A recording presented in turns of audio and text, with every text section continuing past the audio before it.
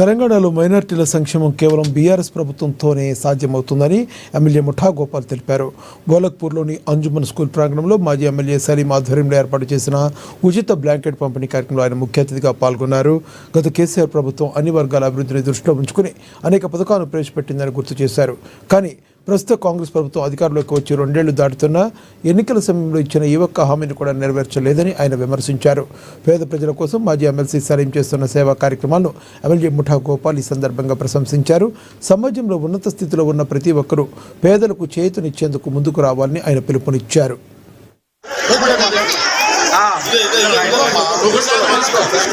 का काम भी करेंगे राशन किट का।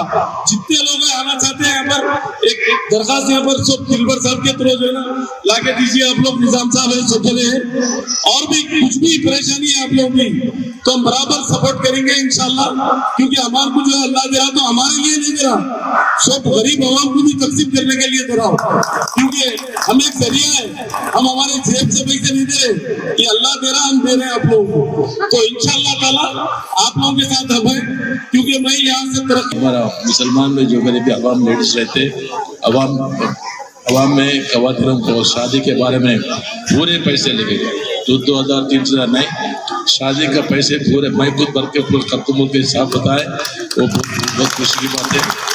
ऐसा करने वाले कम रहते लोग, लेकिन सलीम साहब ने जो बोला गरीब आवाम के वास्ते एक अच्छा है, अच्छा घर भी चला सकते। मैं आप लोगों के वास्ते हुकूमत की तरफ से जो भी होना मैं भी मेरा तरफ से मैं क्या कर दूँ आप लोगों को, और आधी रात में भी कुछ मेरा जरूरत पड़े तो फोन